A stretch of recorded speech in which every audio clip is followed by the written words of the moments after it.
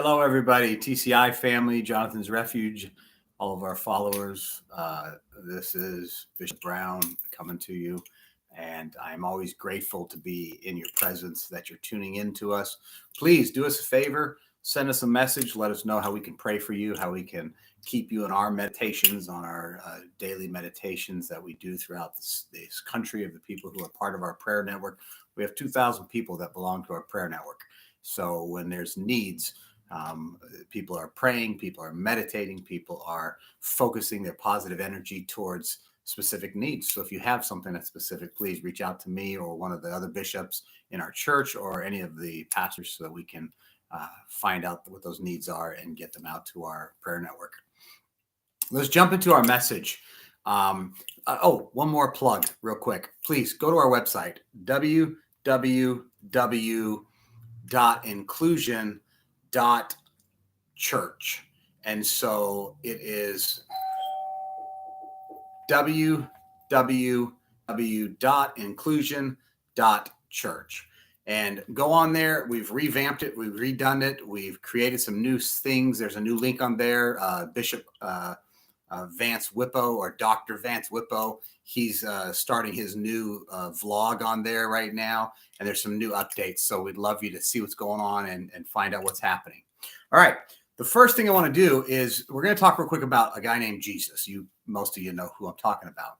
Jesus himself, what happened is he ended up starting his ministry. And when he started it, he actually preached his first message recorded at the synagogue. And he used the old scrolls, because at the time there was no Bible. Okay. There was just scrolls, and there was a bunch of books. And they were loosely put together. They referred to as the Torah, which was the first few books of the Old Testament. And then the rest of the Bible, that was broken down really into two more aspects. You had your historical stuff, which talked about the Israelites and the journey of the nation of Israel. And then you have the prophets. Those are the books, the scrolls that the prophets then spoke into each one of them. Isaiah, Jeremiah, the major prophets, and then the minor prophets, the littler books. So he chose to read the 61st chapter of Isaiah. And what's interesting is I'm going to read it real quick to you, 61 verse 1. The Spirit of the Lord God is upon me, because the Lord has anointed me to preach good tidings to the poor. Okay. He has sent me to heal the brokenhearted, to proclaim liberty to the captives, and the opening of the prison to those who are bound, to proclaim the acceptable year of the Lord. Now, that's interesting. Every one of us need to claim that right there. We are all sent as messengers. Anointed one means a sent one. Okay. If you're anointed, you are a sent one. You and me are all sent ones to go out there and bring a message of good tidings to those that are poor, bring a message of healing to the brokenhearted, to go ahead and proclaim liberty to those who are captive and bound up in addictions and in their mess of mental health, horrible tragedies they've held on to and won't let go of. And you can see it, that it's killing them, and it's themselves now. The act is done. Whatever came and happened to them has been long gone, but yet they're holding on to it. Now, what's interesting, I heard a story once. As you all know, I was raised a Christian. I'm now an inclusionist, and I've been one for the majority of my life. And I also became a Buddhist because it's not a religion, by the way. Buddhism is a philosophy. But what's interesting is there was an interesting story about two monks. They were walking along a river. These two monks belonged to a monastery that took a vow of never, ever speaking or touching other people. So it would be a vow of they would break, and it would be like, you've spent your whole life. You're at the age of 50, and you've never spoken or touched another soul on earth. And these two monks were trying to take their walk to this town they were headed to another monastery. And they walk up upon a woman who is weeping, and she needs help to get across the river. And she tells them, I need help. Can you help me? I need to get across the river. Well, these monks took an oath not to speak and not to touch anyone. So what's interesting about this is the older monk, he chose to say, "Ma'am, I will help you." And he picked this lady up and carried her across the very dangerous rapids and helped rescue her so that she could get to the other side where she could get her life situation taken care of. The other monk didn't say a word, and they went walking, and they were again almost a half a day still walking. And the one monk said to the older monk, "What did you do? You broke your vow of silence and your vow of touching another person outside of the monastery. We're not supposed to talk to anybody that's not a monk in our monastery. Why did you do that?" And the monk says to the young monk, "The real question is, why are you still holding on to it? I let her go a long time ago." And I love that. And there's a couple of versions that I've heard of how that goes. But what's interesting is I find so many people hold on to a tragedy. But you don't understand, I was raped.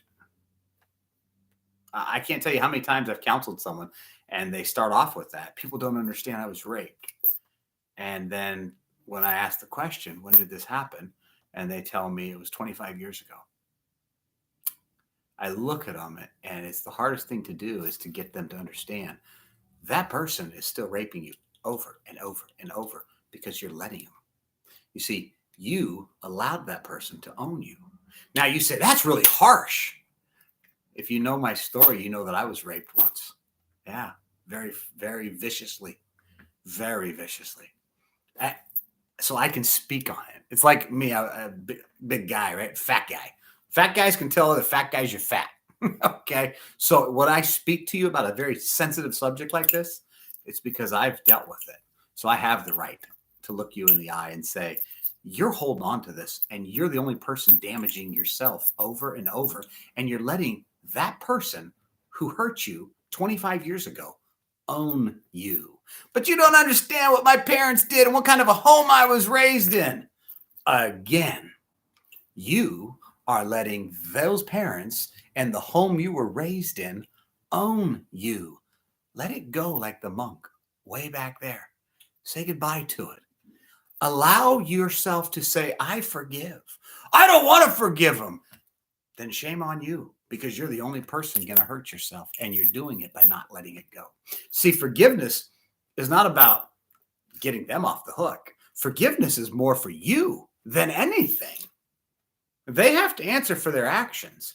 You are the one suffering by not letting it go and saying, "I forgive them." Do you know how hard it was for me to forgive people that have hurt me in my life? I have been beaten. My half the bones in my body have been broken.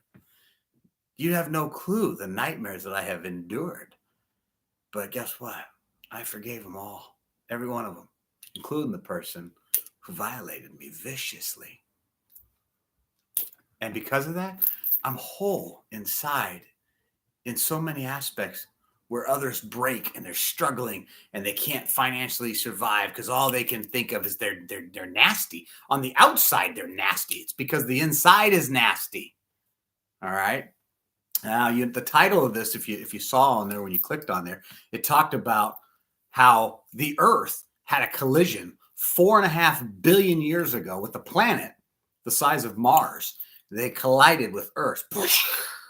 Massive, massive, destructive event 4.5 billion years ago. All the debris ended up actually forming what we now call the moon. Take the moon away, and guess what? The Earth used to be like this, straight up. With the moon, it now tilts like that.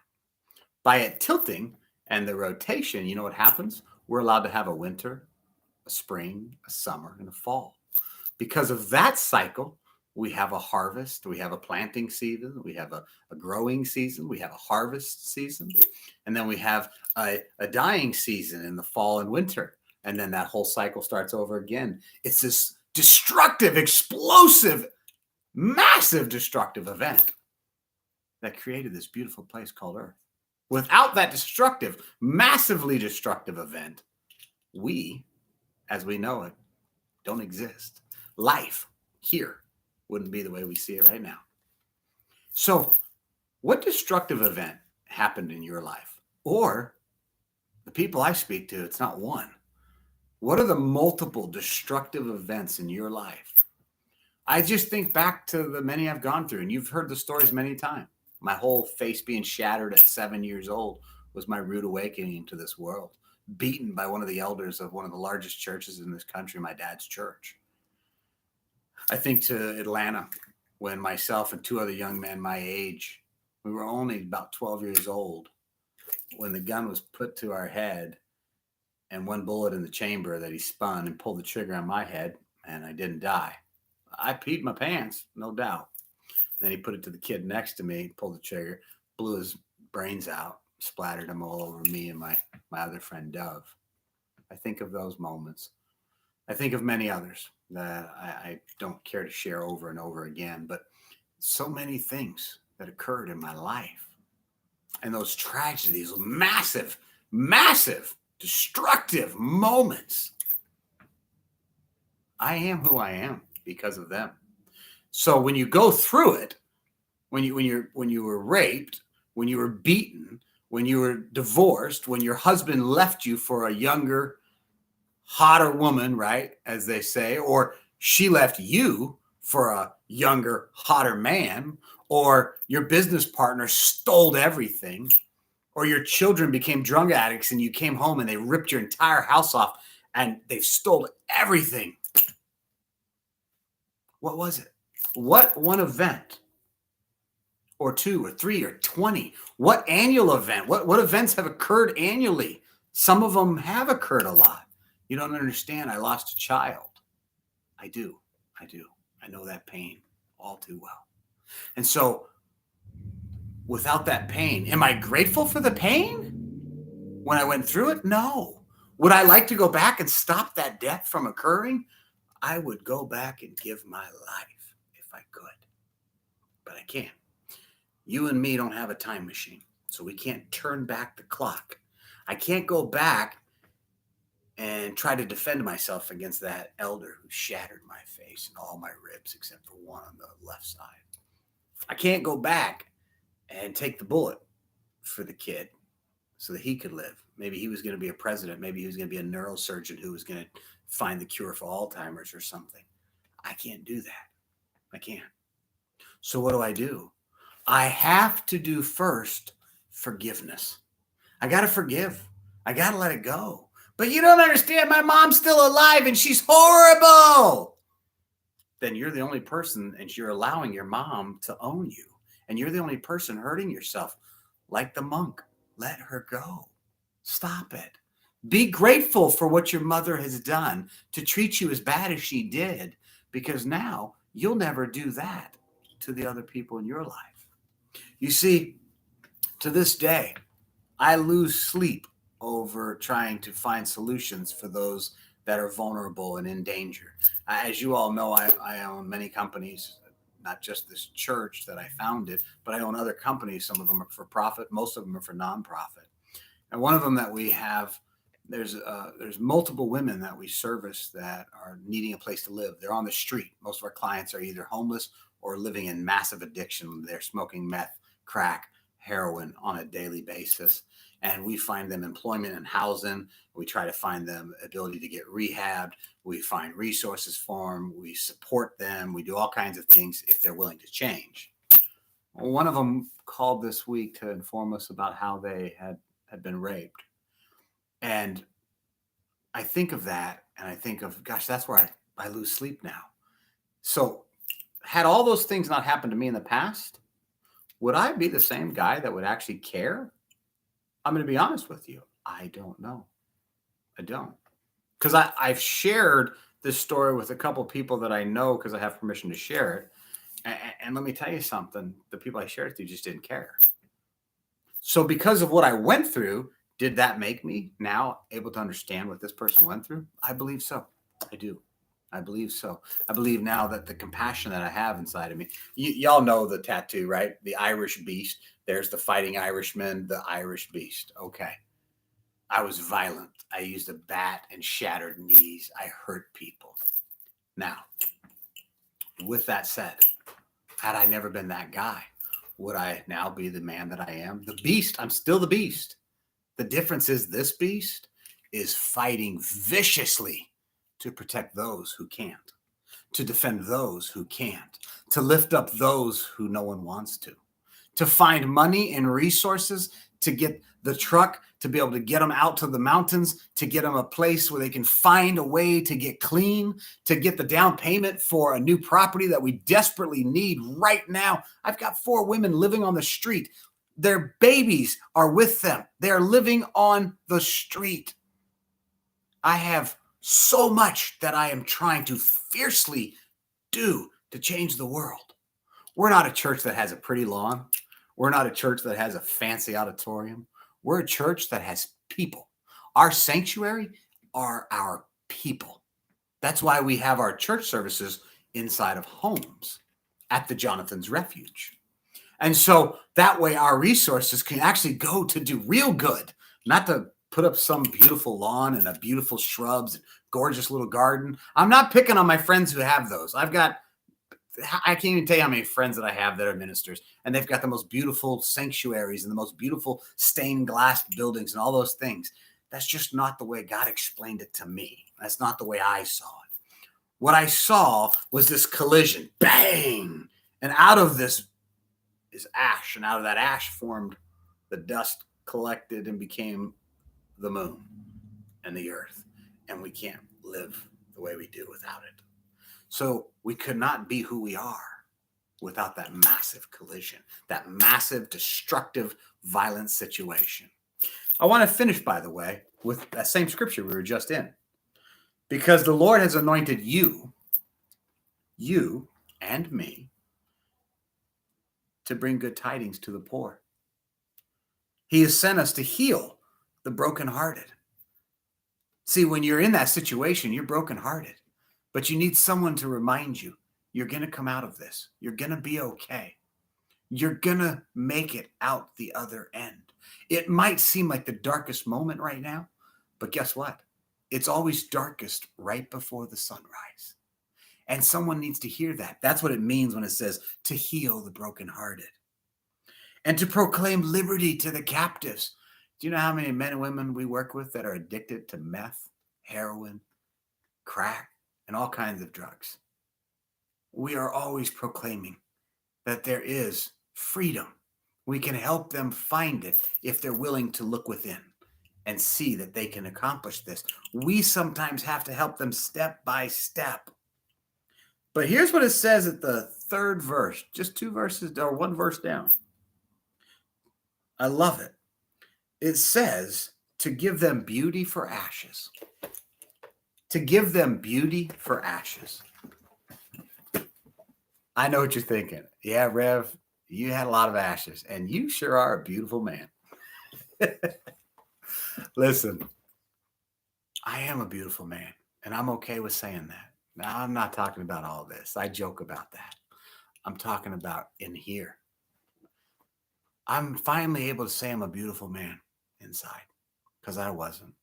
I was a vicious, violent man, a very scary man. Not anymore. I have a man in our ministry, and he's one of my trusted team members. Very valuable. He doesn't have hands. He has no hands. I work with him. He's sitting right over here. He's a data entry. He does data entry. He volunteers to do data entry. He's got no hands.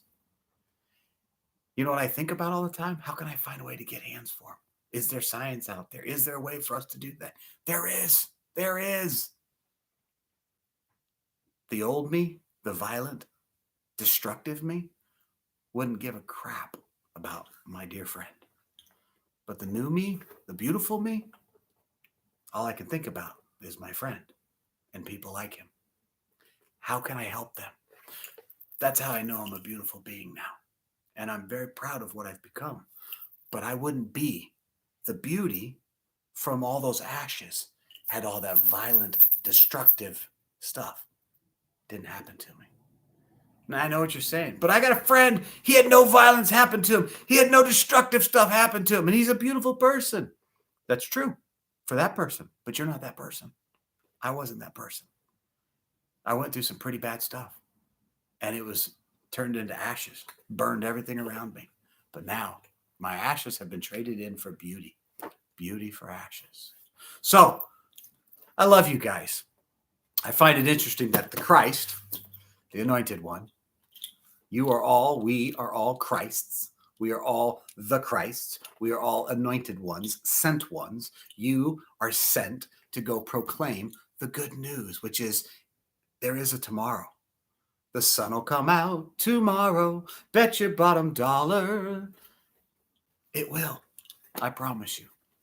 It might not seem like it today, but it will come out. If you guys need help, we have resources at our church. One of the bishops at our church is a practicing therapist, Dr. Vance. We have some of the greatest minds out there.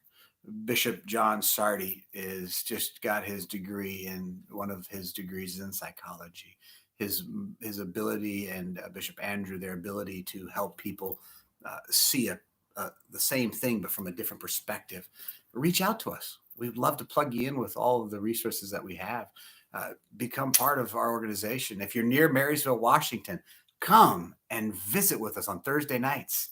If you're watching this, it's tonight. It's at 6 o'clock. We start at 6 to 7, and we do a barbecue, like a potluck. Everyone just brings something, and we snack and hang out. But get a hold of us. See how we can help you guys out. Remember, allow your ashes to be turned into beauty. Beauty for ashes. Love you guys. Live positive.